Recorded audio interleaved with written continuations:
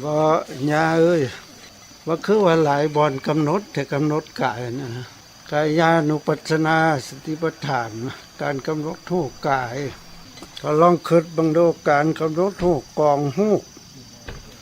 ว่าเป็นเพียงแต่กองรูปบ่ให้เลยไปถึงสัตว์บุคคลเฮาของเฮาบุรุษสติบ่ให้ไปถึงบัญญัติแล้วก็เฮ็ดได้เฮาสิฮู้สิเข้าใจว่ามีอาการที่บ่เที่ยงเนาะเป็นทุกข์บ่แม่นตัวตนบ่จบบ่งาม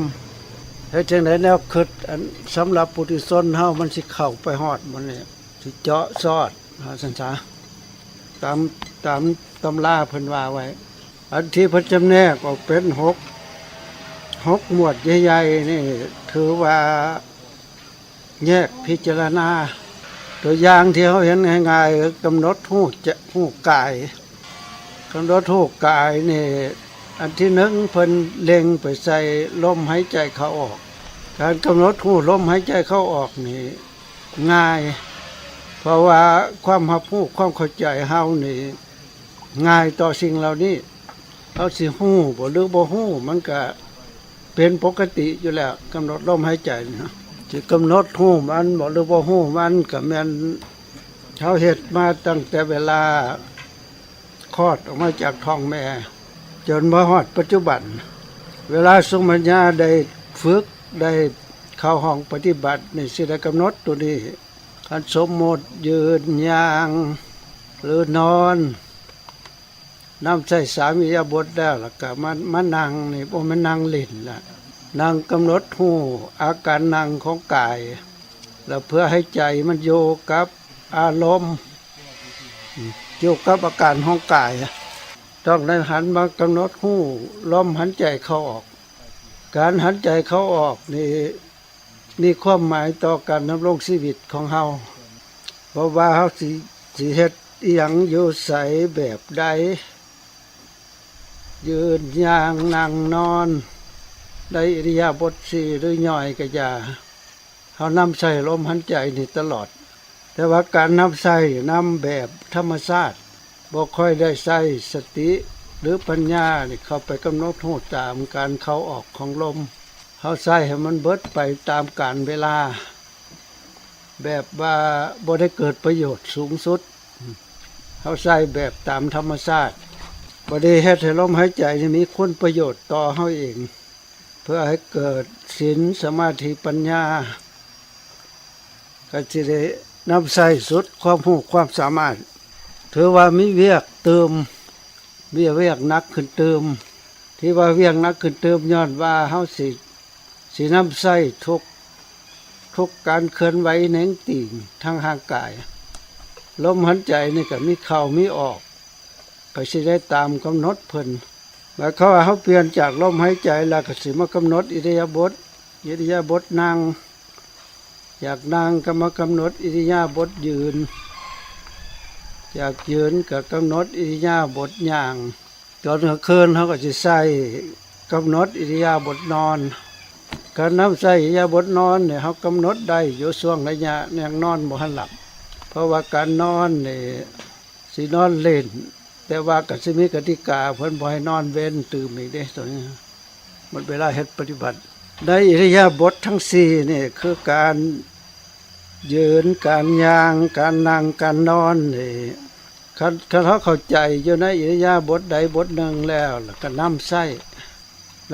เพื่อเปลี่ยนเนาะบางองค์นี่เดินจงกรมนี่มีสติมีปัญญาติดตามสบายคันมานั่งล่ะมักคิดไปหลายทางอื่นหมายความว่าเอาแบบว่าเอาเฮาเดินจงกรมมันกำหนดทันได้ดีมีสติปัญญาติดตามทุกระยะบ่มานั่งล่ะคิดหลายบ่เห็นอาการนั่งของตัวเองจังซี่ก็มีแต่ว่าก็บ่เหลือวิสัยดอกมันอยู่กับเฮาเองถือว่าอิริยาบถใหญ่นี่มันมีประจำอยู่แล้วเฮาพัดเปลี่ยนกันใช้แต่ว่าเวลาปฏิบัตินี่เพิ่นแนะนำใส่ทั้ง4อิริยาบถใหญ่นี่ให้มันสม่ำเสมอกันคือให้มันเกิดประโยชน์คือเดียวกัน มีสติมีปัญญาติดตามอยู่เสมอแล้วก็มันจะได้เป็นนิสัยผ่านจากอิริยาบถใหญ่ทั้งสี่แล้วก็ตัวน้อยๆเพื่อเดินว่าอิริยาบถย่อย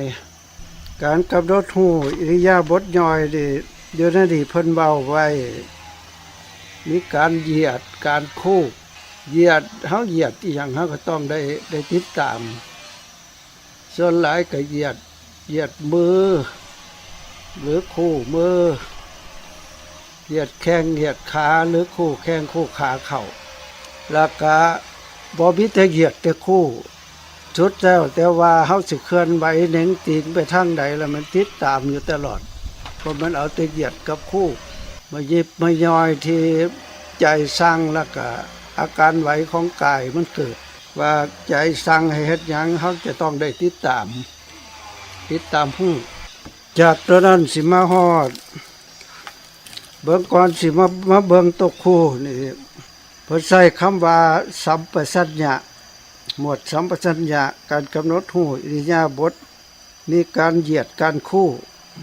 สัมปชัญญะนี่เป็นสื่อของปัญญาคู่กับสติ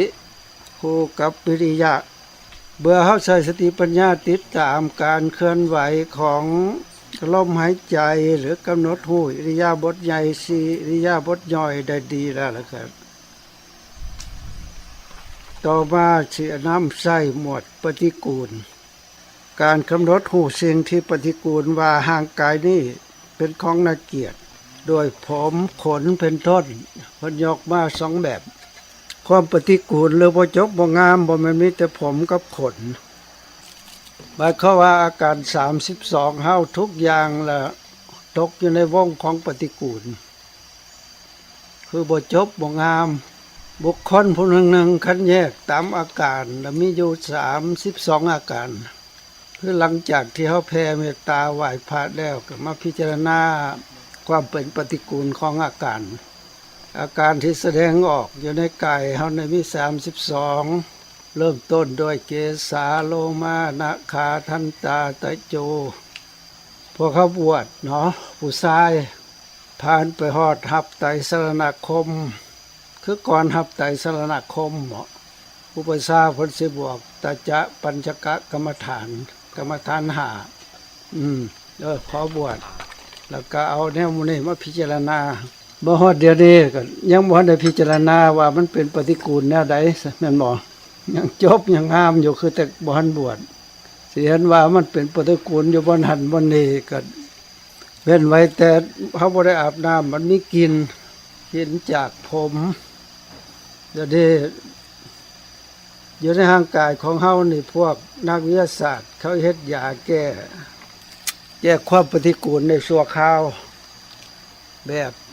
ถือว่ามายิบมาย่อยเขาก็นำใส่จนเบิดมีค่าคันหัวนี่บ่ได้สระผมจักมื้อมันมักมีกลิ่นบ่พอมื้อสำนอนตื่นขึ้นมาก็ต้องได้อาบน้ำหน้าก็ได้ล้างตาก็ได้ล้างไปเบิดทั่วบริเวณจังคอยเบิดกลิ่นอันที่พวกเฮานำใส่เครื่องสำหรับสางความปฏิกูลนี่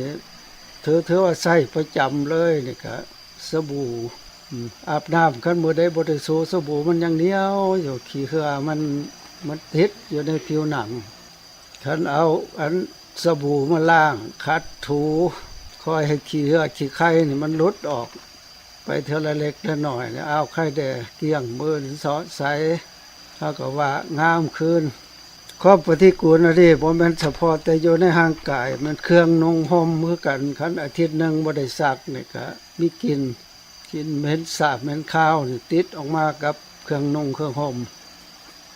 ก็ได้อาบได้ซักจังกายไปกายมากายหมู่กายเพื่อนเนี่ยจังไข่แดงหมู่บ่ท่วง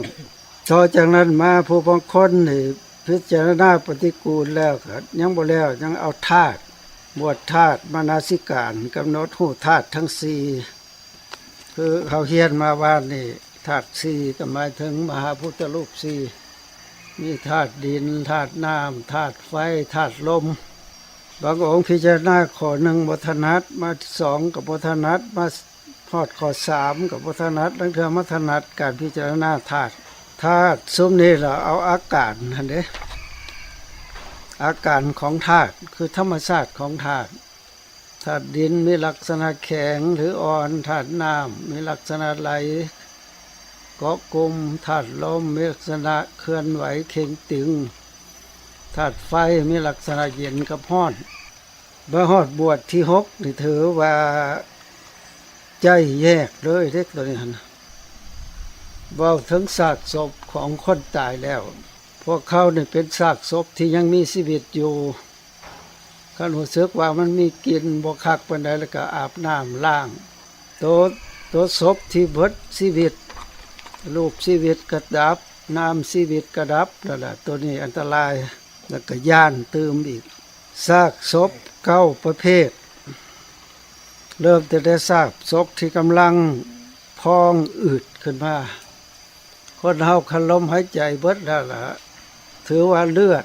บ่ได้แล่นไปรอเลี้ยงทุกส่วนของร่างกายหยุดนิ่งสงบอยู่กับที่ธาตุทั้ง4ก็มีอันปั่นป่วนคนตายนี่ลักษณะของธาตุทั้ง4ที่ปรากฏคักก่อนหมู่ก็แม่นธาตุดินมีลักษณะแข็งกับอ่อนเพราะว่าคนเฮาคันเบิดลมหายใจแล้วก็ทุกส่วนของร่างกายนี่ค่อยแข็งเข้าการเอาดอยไว้ดนก็ถือว่าสิไปหักแข้งหักขาทบเข่านี่มันบ่ได้เส้นมันก็ตึงมันยังมันก็เค็งเข้าจากความอบอุ่นหมดไปแล้วก็ธาตุไฟที่มีลักษณะเย็นนี่ปรากฏแต่ธาตุอื่นๆนี่ก็ติดตามมาเพราะว่าธาตุน้ำธาตุไฟธาตุลมมีสภาพแปรปรวนไปตามอาการธาตุน้ำที่มีลักษณะไหลนี่ให้ว่าบ่ได้ซอดก็มันออกโลดบัดนี้อัดไว้บ่อยู่ถือว่าธาตุแต่ละธาตุนี่แปรปรวนไปเบิดกำเริบว่าซั่นซะบ่เป็นปกติคือยังมีชีวิตอยู่เปลี่ยนแปลงสภาพไปตามที่ถือว่าเอาแต่6หมวดนี่หมวดใดหมวดหนึ่งเท่านั้นเด้บ่แม่นเอามาทั้งเบิดเด้อแต่เฮาผู้ยำหยาบนี่กำหนดแต่ลมหายใจเข้าออกนี่ก็ถ้ามันตั้งใจอีหลีก็ได้เรื่องเพราะว่าการลมเข้าออกนี่เอาไปเจริญสมถกรรมฐานก็ได้ฮอดปัญจมฌานแต่ว่าคันไปพอกับวิสภาคารมคืออารมณ์ที่เป็นปรปักษ์โดยเฉพาะกับพวกราคะพวกตัณหาเกิดแต่เหตุให้อำนาจสมาธิที่เป็นอัปปนาสมาธินี่เสื่อมก็ตกโดดได้ละบ่อยู่ขอประกอบอันนึงเข้าที่ท่านไอ้เจ้าน้อยอายุเราก็บ่ทันหลายได้14-15 ปีพอลูกเราลูกน้องสาวเพิ่นไปเห็นลูกน้องสาวแล้วก็ฮักก็เลยไปบวชอยู่นำเด็กน้อยมัน13-14นี่ถือว่าความมีความต้องการทางวัตถุกรรมและกิเลสกรรมมันยังบ่ทันสูงเขาก็เริ่มก่อโตก็สอนให้ปฏิบัติกรรมฐานสมถกรรมฐานได้ฌานได้อภิญญาแล้วก็เหาะไปได้เล็กน้อยระดับนี้นี่ถ้าเว้าถึงคุณประโยชน์ที่จะนำใช้อำนาจจิตนี่มันบ่มีขอบเขตมีเท่าใดใช้จนหมดสันจะหันแล้วเข้าสมาธิแล้วก็เหาะไปคันบ่ได้เห็นรูปฟังเสียงดมกลิ่นลิ้มรสสัมผัส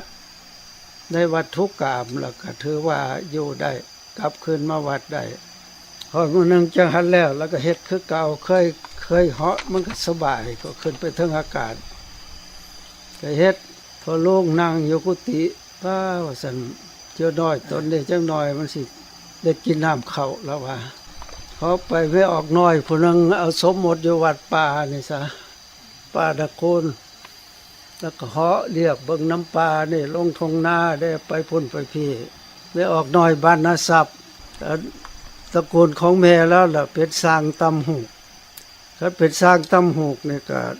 ยามมื้อเช้าแล้วก็ออกมาหาเอาฟืนไปต้มน้ำข้าวเพื่อเฮ็ดน้ำข้าวหวีหูกให้มันแข็งหั่นก็ข เขาไม่ได้ป่าน้ำดอกไม้บานแดเก็บฟืนแดร้องเพลงไปนำหันลืมแต่เพลงที่เราร้องจะน้อยหอไปทั้งอากาศได้ยินเสียงอันนั้นหลดมวนเสียงเพลงซื่อๆได้หันแล้วก็ร้องบ่ได้ไปเกี่ยวบ่ได้ดอกร้องเพราะลาว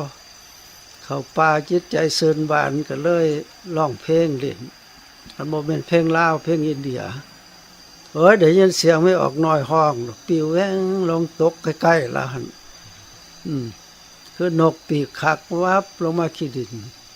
ก็เหยาะอยู่ได้ออกน้อยก็จนตื่นอ้าวมันอีหยังว่าซั่นนกบ่หรือมันหยังว่าซั่นสำนักคุมภากาสาวพัดก็เลยถามว่าเจ้าเป็นหยังว่าซั่นโอ้ยจักค่อยเป็นหยังว่าซั่นได้ยินเสียงเจ้าห้องแล้วตกว่าซั่นก็บินมาแต่ทางอากาศว่าซั่นท่านสิเฮ็ดจังได๋ว่าซั่นเก็บบ่ล่ะซั่นเก็บได้น้อยนึงแต่คันสิมาบ้านนาคูนผลไก่ก็เลยส่วนปลาทั้งนี้มันหม้อบ้านนาศัพท์ก็เลยว่า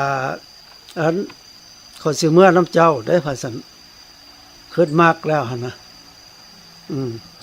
บ่แม่นมากแต่เสียงมากฮอดโตนางน้อยหั่นเมื่อก็แบกฟื้นเมื่อซอยค่อยแล้วว่าซั่นเก็บฟื้นได้หลายเด้ว่าซั่นแบกฟื้นเมื่อนำยางน้ำหลังไม่ออกน้อยหั่นเมื่อเก็บมันประทานนั่นประทานนี่น้องประทักกับพื้นก็สิมีส่วนเก็บกับโพกบ่เก็บน้ำมูนี่แดคันลงสังนอนก็เก็บเบิดโตไปขึ้นเมื่อฮอดบ้านผู้แม่นั่งน้อยเห็นไอ้จัวน้อยแบกพื้นมานำเอาเพิ่นเอาจัวมาให้หยังว่าซั่นโอ้ยเพิ่นค่อยเก็บพื้นอยู่เพิ่นตกมาแต่เทิงอากาศให้เพิ่นเมื่อบ้านนาคูนเพิ่นก็บ่เมื่อวัดป่าว่าซั่นย่างมานำก็เลยใส่ให้แบกพื้นมาช่วยแล้วว่าซั่นทั้งผู้แม่ก็เลยว่าไอ้จัวว่าซั่นเจ้าบ่เก็บใส่บ่ว่าซั่นเก็บได้ว่าซั่นไปลาไปต้มน้ำข้าววีหุกว่าซั่นนั่งไฟขึ้นแล้วก็ต้มน้ำข้าวก็เอาข้าวอันนี้ละข้าวเหนียวนี่แหละเอาไปต้มมาแล้วคือเฮ็ดข้าวต้มข้าวเปียกนี่ก็บ่ได้ใส่ขาหมูขาเป็ดขาไก่บ่ได้ใส่ไปคือบ่คือเฮ็ดข้าวต้มให้พวกซุมญากินยามมื้อเช้าผักบัวหัวหอมแป้งดอกแป้งนัวก็บ่ได้ใส่ต้มแล้วก็แบ่งออกเอาเขาเปียกล่าๆล่ะไปเพิ่นกินมันจางแล้วก็ขอเกลือใส่น้อยนึงเอาซั่นมันก็ย้อนมึงหั่นแหละมึงไปหาร้องเพลงแล้วได้ยินเสียงลมวนแล้วก็ตกซั่นเอากินซะแล้วก็ปัวพยาธิบ่เจ็บบ่ปวดมันเศร้าแล้วกลับเมื่อวัดเด้อซั่นเราบ่ยอมมาอยู่หั่นเลยพระสมัยเมื่อแบบลายยังไดบ่เมื่อเฮาเมื่อบ่ได้เฮามักอีนางนี่ลูกสาวเจ้าซั่นพอลงก็จักสิว่าแนวใดตามหาหลานอยู่น้ำป่าแถวนี้บ่เห็นความจริงเพิ่นได้เป็นพระอรหันต์พอลงหั่นเด้งย่านบางอ่อนแหนกูฮักว่าแล้วว่าซั่นมันสิได้กินต้มข้าวเปียกว่าซั่นน้ำไปนอนได้แล้วอยู่บ้านผู้สาวพุ่นเป็นหยังเราซั่นโอ้ยตกว่าซั่นเป็นหยังตกว่าซั่นลูกสาวแม่นี่แล้วซั่นร้องเพลงเฮาละม่วนปิวแวงลงโลดว่าซั่นไปเมื่อซั่นเมื่อบ่ได้แล้วว่าซั่นขออยู่นี่ว่าซั่นก็เอาไปมาก็เลยคนอินเดียเขาเจ้าอายุ13ปีเขาเจ้าแต่งดอกให้กันเด้เอาสิยาวโพดเนาะเล็กน้อยแล้วกรรมฐานแตกดอกการกำหนดรูปกายานุปัสสนานี่ให้ถือหลักว่าการกำหนดรูปกองรูปหมายรวมหมดทุกรูปอยู่ในร่างกายของเฮาที่เฮาคันซ้อยออกผู้นึงก็มีอยู่27รูปคือเขียนให้เบิ่งเบิดเว้าถึงรูป28ผู้นึงได้มีสิทธิ์นำใส่อยู่แต่27นั่นซ้อยออกก็ที่เอารวมโลดถือว่ารูปแนวใดก็ตามเอามากองไว้กองเดียวกันรูปมันเป็นแต่เพียงรูปที่เฮาถือว่าเป็นสัตว์เป็นบุคคลเป็นเฮาเป็นของเฮาเป็นผู้ชายผู้หญิงอันนี้จริงตามความสมมุติแต่ตามสภาวะแล้วก็มันมีอันพันแปรเปลี่ยนแปลงไปคือเฮาเรียนมาในเบื้องต้นสภาพที่แท้ของกองโลกก็บ่เที่ยงเป็นทุกข์บ่เป็นตัวตนต่อบ่จบงามต่อ ได้ลักษณะรวมมันให้เพิ่นเข้าใจแนวนั้นเอาคัดบ่มักแนวนั้นก็มาแยกซอยออกเป็น6หมวดคือเล่ากันมานี่นะถ้าเฮาเฮ็ดได้แนวนั้นล่ะความรู้เฮาสิเกิดขึ้นมาเติมอยากไปกำหนดให้เป็นของปฏิกูลก็บ่มีปัญหาไล่มาตั้งแต่ผมแยกซอยออกแล้วก็มากำหนดแต่ละอันละอันได้ให้เป็นของปฏิกูลความจริงมันเป็นปฏิกูลอยู่แล้วแต่ใจเฮามันบ่ยอมเป็นปรปักษ์ถือว่าคันในแง่ความเห็นก็เห็นบ่สอดคล้องกับหลักคำสอนของพระพุทธเจ้ามีแต่งามลูกเดียวจากนั้นเฮากำหนดย่อยๆออกไปแล้วก็เอาไปกำหนดหลักของเพิ่นตัวตั้งธาตุ4ธาตุดินธาตุน้ำธาตุไฟธาตุลมแต่ละอันละอันคันลงไปฮอดธาตุ4แล้วบ่คักแล้วก็เกี่ยวมาพี่มาเบิ่งซากศพแต่ว่าเดี๋ยวนี้บ่คือสมัยก่อนซากศพนี่เฮาเบิ่งได้เวลาที่ใจขาดแล้วคันใจขาดแล้วก็เพราะเฮาถือว่าเป็นผีผู้สิเฮ็ดกับซากศพนี่ก็คันบ่แม่นสัปเหร่อก็โอ้ยากเด้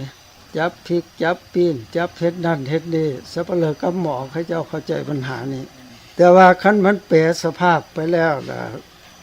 ลองว่าเบิดลมหายใจเข้าออกมันเปลี่ยนโลดเด้เปลี่ยนสภาพไปเรื่อยๆแต่ละมื้อแต่ละวันจนฮอดลักษณะ8อย่าง9อย่าง10อย่าง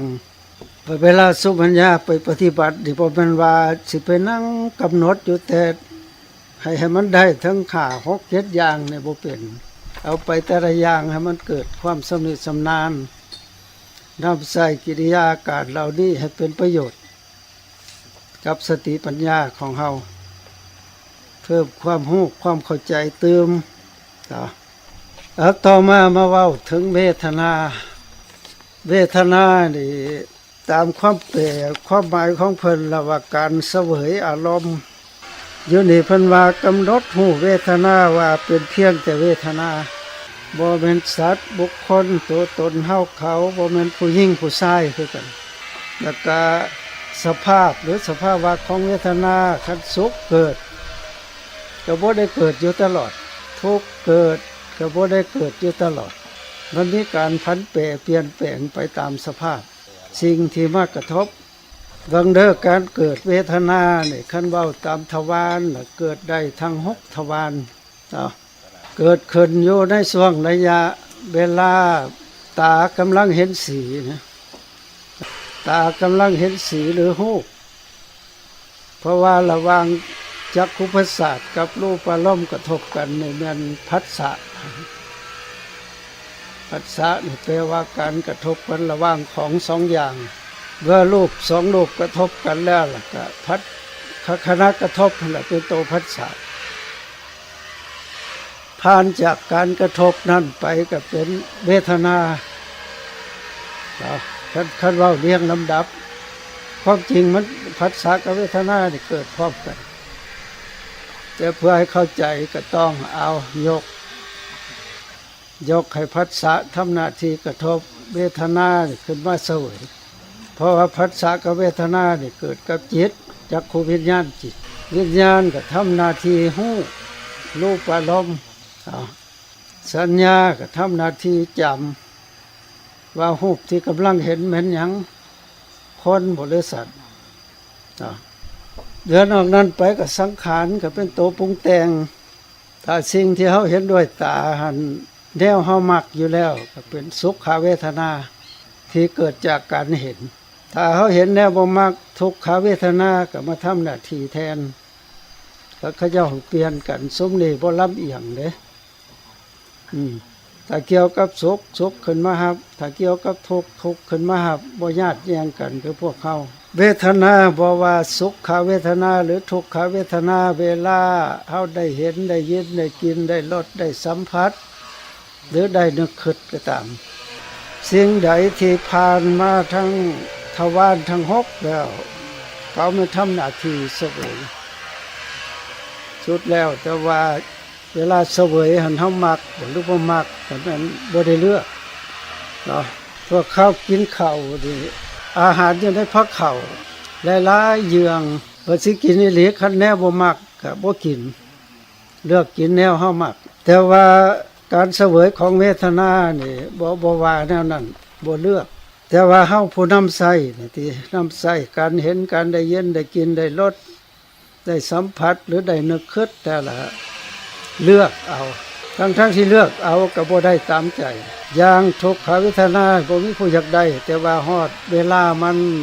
มากระทบแล้วก็ต้องรับรู้เป็นแนวนั้นทั้งหลายทั้งปวงบอกว่าสุขเวทนาทุกขเวทนาหรืออุเบกขาเวทนามาปรากฏได้ทวารทั้ง6เพิ่นก็ให้ถือเอาแต่ว่าเวทนาก็เป็นเพียงแต่เวทนาที่ถือว่าเวทนามันเกิดกับเฮาเป็นสัตว์เป็นบุคคลเป็นเฮาของเฮาเป็นผู้หญิงผู้ชายบ่ไปฮอดพุ่นเฮ็ดจังได๋ใจเฮาจังสิบ่ล่วงฮอดพุ่นเพราะว่าตั้งแต่เกิดมาฮอดมื้อนี้ก็ถ้าเวทนามากระทบขั้นบ่ดีก็หน้าบูดโลดแสดงออกมาให้เห็นโลดตัวเองก็เกิดความรู้สึกแนวนั้นโลดบ่มักและบ่เอาคันเรื่องเรานี่ยังอยู่กับกูแล้วล่ะมึงระวังตัวไว้กูสิจัดการกับมึงเป็นได้ขนาดอารมณ์ของคนก็เป็นหมดตั้งแต่ใต้พระอริยบุคคลลงมาบ่ว่าเด็กน้อยผู้ใหญ่ผู้เฒ่าผู้แก่อันแนวบ่มักน่ะมันด่าบูดด่าบึ้งสลดบ่แม่นบูดแต่หน้าใจกับบิดเบี้ยวไปทั่วก็กลัวสิเตาะเข้ามาได้เศร้านาอย่าไปเฮ็ดน้ำมันบ่มักเรื่องของมันกว่าลูกไปอยู่ซื่อๆจะขนมมาอ่อยมันได้เนาะบ่คือเด็กน้อยเด็กน้อยคันมันแอวแล้วขนมมาอ่อยมันก็เศร้ามันแม่งอันนี้บ่เศร้าบ่ยอมมื้อใดมื้อนึงมันลงฮอดพุ่นได้ยากูกับมึงนี่อยู่ร่วมโลกกันบ่ได้พุ่นนะแต่ว่าก็บ่เป็นไปตามที่คาดการณ์ดอกเนาะดีก็คือกันบ่ดีก็คือกันมันก็ยังได้ประสบพบพ่ออยู่ตลอดฮอดมือเบิดลมหายใจเข้าออกจังเลิกเนาะแล้วก่อนเลิกก็อาฆาตไว้ก่อนพุ่นนี้หั่นเบิ่งว่าสั่นซ่านหน้าคันกูไปพ่อมึงกูสิบุกมึงก่อนอาฆาตไว้โลดแต่ก็คันเป็นไปได้ก็กูกับมึงนี่ร่วมโลกกันบ่ได้คันมีกูก็บ่มีมึงจังซี่เด้แต่ว่าเวลามาปฏิบัติกรรมฐานบ่ได้ลงฮอดพุ่นเด้เพิ่นปฏิเสธไปเบิดแต่ว่าใจเฮาสิปฏิเสธได้บ่เท่านั้นบ่แม่นสัตว์บุคคลเฮาของเฮาบุรุษสติเพราะว่าสภาพของเวทนาจะเป็นสุขเป็นทุกข์ก็ยามันเกิดตกอยู่ในกฎของไตรลักษณ์บ่เที่ยงเป็นทุกข์ทนอยู่บ่ได้ก็สภาพมันก็เป็นแนวนั้นแท้เด้คันว่าไปประสบกับอารมณ์ที่เฮาบ่มักทุกข์ใจเนาะหาทางออกโดยวิธีหนีจากหรือบ่ดังนั้นก็เฮ็ดแนวใดแนวหนึ่งให้สิ่งที่มันพาให้ทุกข์หั่นยิบหายวายวอดไปเลยแต่ก็ปรากฏว่าเบาใจตัวเวทนานี่บ่มีหลายขอให้เข้าใจว่าเวทนานี่ประกอบกับจิตถ้าสุขเวทนาก็ประกอบกับโสมนัสให้เข้าใจว่าสุขนี่มี2แบบสุขธรรมดาเห็นแล้วก็รู้สึกว่าสบายจะสบายคือทางด้านร่างกายนี่ร่างกายมันสิมีอยู่2แบบหนึ่งสบายทางกายนี่บ่กระโดดโลดเต้นแบบสบายทางกายทุกข์ทางกายนี่ก็บ่ถึงกับว่าเฮ็ดให้เฮานี่มีกิริยาอาการเปลี่ยนแปลงไปหลายชอบวิธีแก้ความเฉยๆทางกายนี่บ่ค่อยอยากมักมีแต่ว่าทางใจนี่ทางกาย3ทางใจนี่ก็เพิ่มเป็น5สุขทุกข์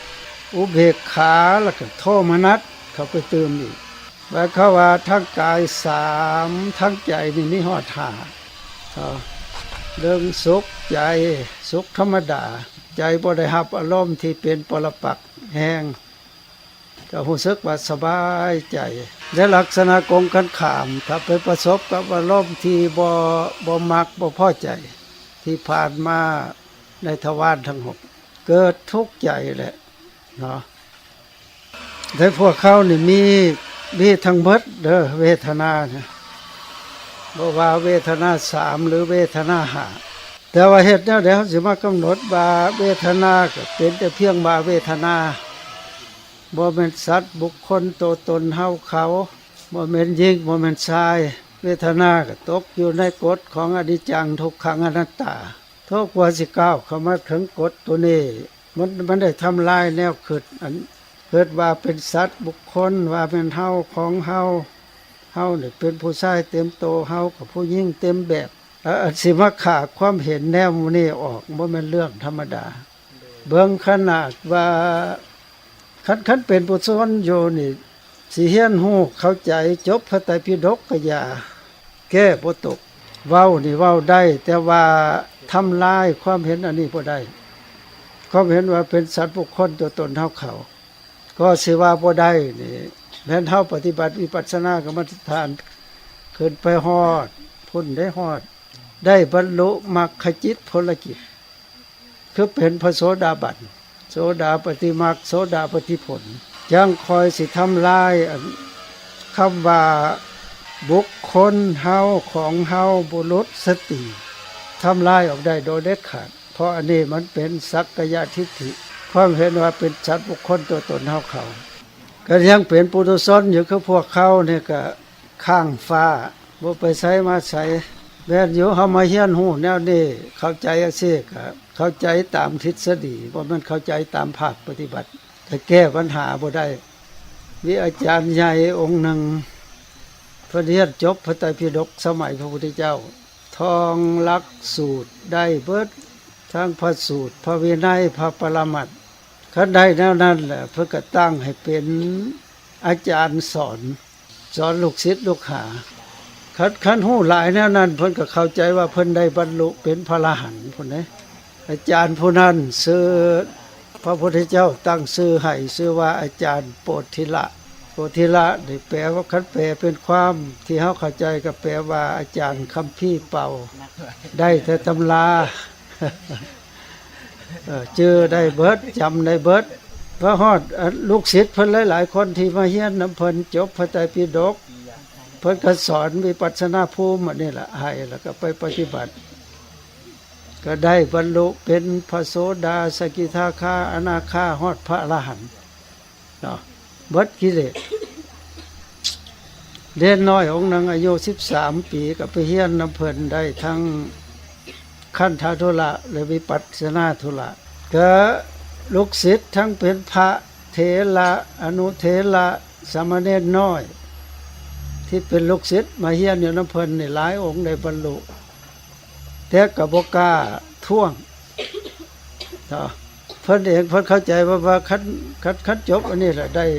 ค่อยต้องได้เป็นพระอรหันต์จังซี่นะความเข้าใจนะก็คันไปเข้าใจแน่นั่นก็ทิฏฐิมานะก็แห้งสูงขึ้น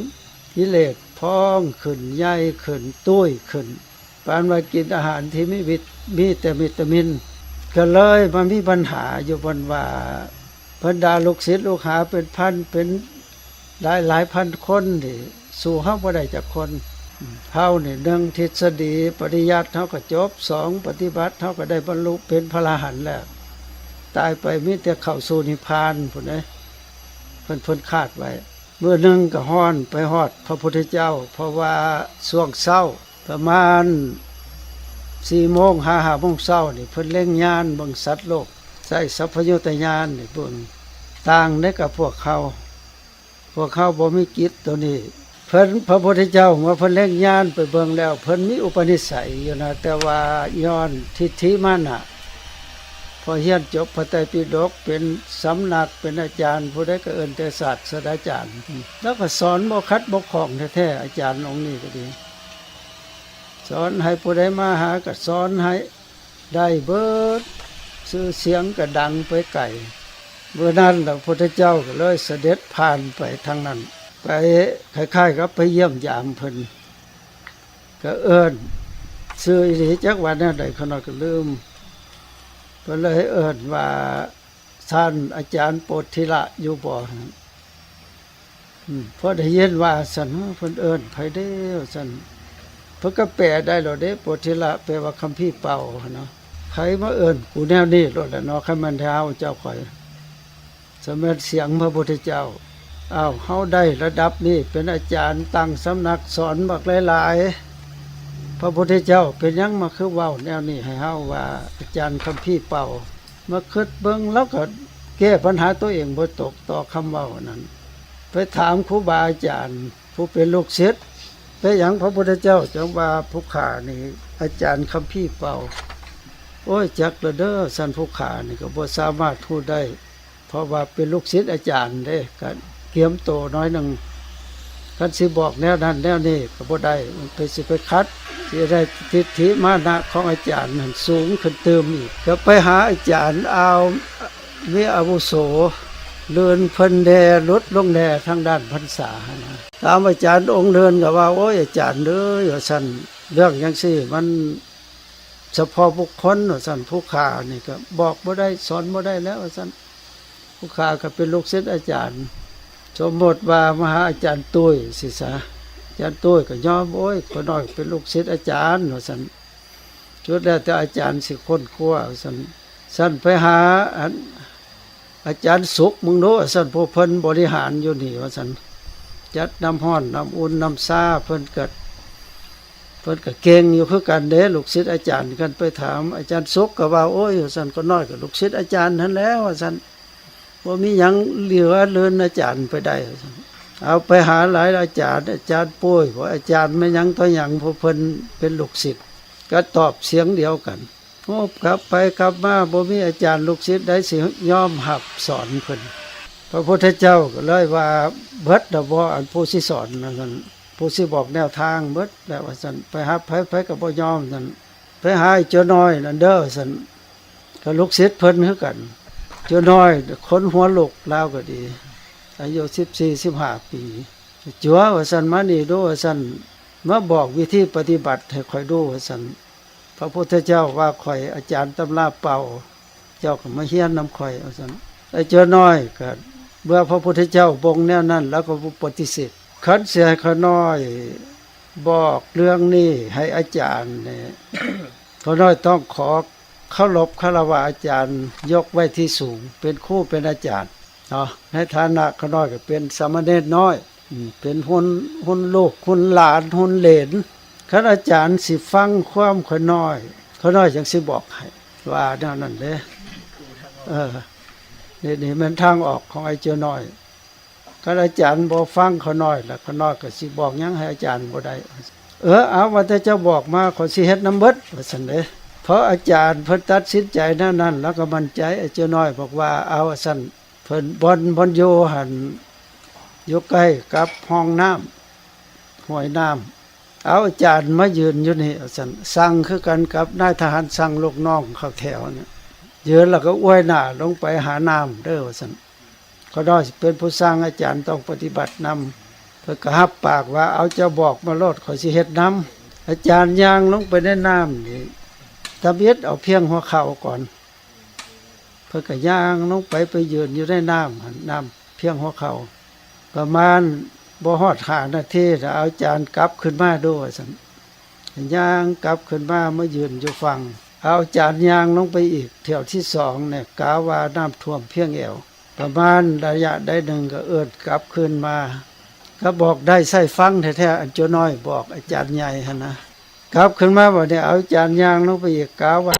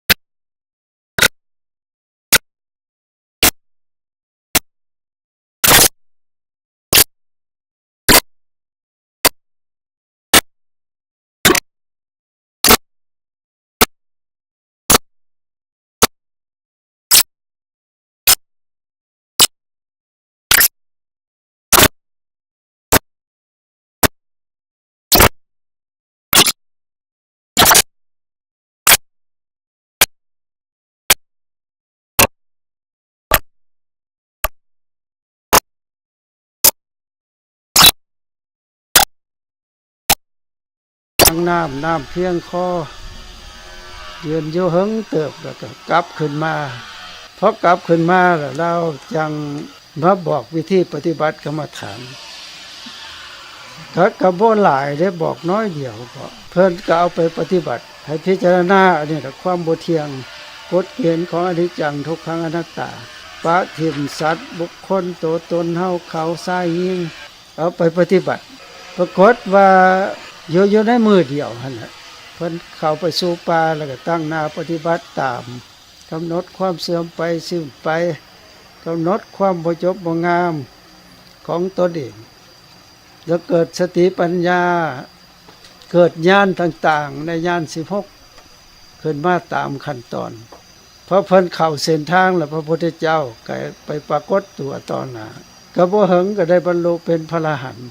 พอได้บรรลุเป็นอรหันต์แล้วเพิ่นก็มาไหว้พระพุทธเจ้าเบิ่งโดยย้อนทิฏฐิมานะคันมีสังคมเขาย่องเขาย่อแดก็ขึ้นได้มีลูกศิษย์ลูกหาเอาหลายแดก็ขึ้นรถได้หันดังดังไปแล้วก็พฤติกรรมที่ห้องหับก็มีแต่เอากิเลสมาห้องหับบ่แม่นเอาสติปัญญามาห้องหับเอาได้ประกอบต่อบัดนี้ฟังนิทานประกอบเรื่องบัดนี้ไปฮอดจิตเนาะจิตตานุปัสสนาจิตตานุปัสสนาสติปัฏฐานการเอาสติเอาปัญญาเอาวิปิริยะไปตั้งไว้ในจิตกำหนดหูจิตว่าเป็นเพียงจิตบ่แม่นสัตว์บุคคลตัวตนเฮาเขาบ่เป็นผู้หญิงผู้ชายมีสภาพบ่เที่ยงเป็นทุกข์บ่แม่นตัวตนบ่จบบ่งามโดยจำแนกจิตนี่วางสิสกิจ89หรือ121ที่เขียนให้เบิ่งหรือเล่าสู่ฟังผ่านมาหั่นเพิ่นจำแนกจิตไปตามภูมิบ่อนไปเกิดของสัตว์แต่ว่าส่วนใหญ่การเฮ็ดเหตุบ่เฮ็ดเอาอยู่ในเมืองมนุษย์ก็สิว่าแนวนั้นผู้สิเป็นพระพุทธเจ้าหรือปรารถนาเป็นพระพุทธเจ้านี่มาสร้างบารมีอยู่เมืองมนุษย์นี่อ้าวหลายการไปเกิดอยู่ในชาติอื่นภพอื่นหรือไปเกิดอยู่อบายสัตว์หรืออบายภูมิจังซี่เม็ดผลเด้ผลที่เกิดจากเหตุเวลายังเป็นมนุษย์อยู่คือกันกับถ่ายอัดภาพ31โลกแกกใหญ่ให้เบิ่งได้เมื่อสันวันดีเขาจะมาขยายความตัวนั้นแต่ว่าสาเหตุมันช่วงระยะเป็นคนนี่เฮ็ดได้หลายได้ดีก่อนสิลงอบายก็ไม่เฮ็ดเอาอยู่นี่สิขึ้นมาเกิดเป็นมนุษย์เป็นเทวดาอินทร์พรหมกับผ่านการเกิดเป็นคนถือว่าเฮาได้มาเกิดเป็นคนนี่มีโอกาสดีในการเฮ็ดระหว่างดีชั่วคันเฮ็ดกรรมดีเพิ่นก็เอิ้นกุศลกรรมเฮ็ดกรรมชั่วเพิ่นก็เอิ้นว่าอกุศลอันดีกับชั่วที่เฮาเฮ็ดลงไปนี่เวลาเฮ็ดนี่ถือว่าเป็นเหตุจบจากการเฮ็ดน่ะมันมีผลปรากฏทั้งในปัจจุบันภพและอนาคตภพนำปฏิสนธินำไปเกิดเฉพาะที่เกิดกับปุถุชนคือพวกเขาที่บ่ว่าฆราวาสหรือนักบวชจิตที่สร้างกรรมนี่ก็ในฝ่ายบ่ดีก็แม่นอกุศลกรรมคือกรรมชั่วเกิดจากเหตุตัวใหญ่ที่นำพาเหตุความชั่วก็มี3หั่นน่ะโลภะเหตุโทสะเหตุโมหะเหตุก็คือเว้ามาให้ฟังเทื่อนึงแล้วถ้าฝ่ายดีก็แม่นกงกันข้ามก็เดินว่าเหตุดีจะมี3คือกันอันที่1นั้นเป็นความบ่โลภที่2ความบ่โกรธคือเมตตาที่3ความบ่หลงคือปัญญาความบ่โลภบ่โกรธบ่หลงนี่ประกอบกับมหากุศลที่มันสั่งหรือแนะนำให้ทานรักษาศีลเจริญเมตตาภาวนาหรือคันเฮาเฮ็ดอยู่ในกามสุขติภูมินี่มันมีอยู่10อย่างประเดิดว่าบุญกิริยาวัตถุ10อันเฮาเฮ็ดแบบนี้แหละต่ำกว่าเส้นทางที่จะให้เกิดมรรคผลนิพพานแต่ว่าก็เป็นปัจจัยเบื้องต้นที่จะเป็นเส้นทางไต่ขึ้นไปสู่การปฏิบัติสมถะหรือวิปัสสนา อ การกำหนดหูจิตว่าเป็นเพียงแต่จิตบ่แม่นสัตว์บุคคลตัวตนเฮาเขาบุรุษสติจิตนี่ก็มีสภาพบ่เที่ยงเป็นทุกข์บ่มีตัวตนฉะนั้นเวลาเฮาปฏิบัติกรรมฐานถ้าว่าจิตพวกนี้เกิดขึ้นพอได้ประสบกับอารมณ์ทั้งหกก็ดี หรือเฮาคิดมาทางมโนทวารก็ดีก็สิได้กำหนดรู้ว่าโอ้ขณะนี้จิตเฮากำลังเกิดความโลภขณะนี้จิตเฮากำลังเกิดความโกรธขณะนี้จิตเฮากำลังเกิดความหลงก็สิได้กำหนดรู้เพราะว่าผู้สิเข้าไปรู้แม่นพวกเจตสิกที่ประกอบกับมหากุศลจิตตัวที่เฮ็ดเวียกนำหน้านี่ก็มีหยังมีสติมีวิริยะมีปัญญาพอซุมนี้สิไปข่มกิเลสบ่ให้มันกำเริบบ่ได้วิตจากนี้ไปอันเวลาเขาได้ประสบกับอารมณ์ดีแต่เป็นไปในฝ่ายกุศลก็สิประกอบกับมหากุศลจิตทั้งจิตดีและจิตบ่ดีนี่คันจิตบ่ดีเกิดขึ้นก็สะท้อนออกมาทางกายทางวาจาจิตดีเกิดขึ้นก็สะท้อนออกมาทางกายทางวาจา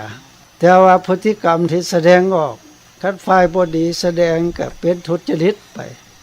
ทุนี่เพิ่นแปลว่าสัวจริตะนี่แปลว่าความประพฤติถ้าแสดงออกมาทางดีก็เป็นสุจริตเป็นความดีคือเฮาปฏิบัติไปกำหนดกายก็มีสติปัญญาติดตามอยู่ตลอดกำหนดเวทนาเข้าใจปัญหามากำหนดจิตเข้าใจปัญหาฉะนั้นอยู่ในหมวดจิตตานุปัสสนานี่กำหนดจิตเป็นหลักก็สองฝ่ายนั่นแหละจิตดีกับจิตบ่ดีมันเกิดอยู่กับเฮาก็บ่ให้เลยไปถึงสัตว์บุคคลตัวตนเฮาเขาอีกเพราะว่าจิตนี่ก็ตกอยู่ในกฎของอนิจจังทุกขังอนัตตาคือกันเด้ออันนี้หมวดจิตจักเว้าแต่พอปานนี้ต่อไปหมวดที่4นี่ธัมมานุปัสสนาการกำหนดรู้สภาวธรรมว่าเป็นเพียงแต่สภาวธรรมบ่แม่นสัตว์บุคคลตัวตนเฮาเขาบ่แม่นผู้หญิงบ่แม่นผู้ชายธัมมานุปัสสนาคือสภาพธรรมที่เกิดกับจิตเกิดทั้งมโนทวารเนี่ยก็มีสภาพบ่เที่ยงเป็นทุกข์บ่แม่นตัวตนบ่จบงามอยู่ในธัมมานุปัสสนานี่เพิ่นให้จำแนกเป็นสภาพว่าผ่านประสาทสัมผัสทั้งห้าเวยังละประสาทสัมผัสทั้งห้าผ่านมาทางตาคือหูผ่านมาทางหูคือเสียงผ่านมาทางดังคือกินผ่านมาทางลิ้นคือรส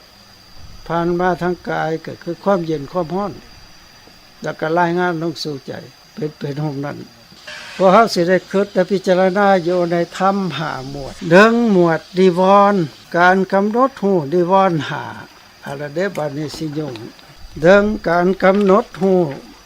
นิวรณ์หมายความว่าหมวดนิวรณ์เนี่ยการกำหนดหูนิวรณ์5เอานิวรณ์5เบิ่งตีความสะกดนิวรณ์แปลว่าจังไดมันเดียวมันวรซั่นบ่หรือว่ามันกวนนิวรณะนิวรณ์เอาตีความหมวดนี้ให้มันแล้วซะก่อนยังผ่านเนาะนิวรณ์นี่แปลว่าเครื่องกั้นกลางกั้นหรือว่ากั้นก็ได้กั้นตัวนี้หมายความว่าคันเป็นเฮ็ดเป็นวัตถุก็สร้างกำแพงกลางกั้นเอาไว้สูงเฮ็ดให้เฮาไปบ่ได้ให้คาอยู่กำแพงหั่นกลางกั้นนี่แม่นกั้นที่ยังกั้นความดีเพราะว่านิพพานนี่มีแต่ความชั่วแต่ว่าคนก็มักเนาะมักจนตายคาเครื่องกลางกั้นใน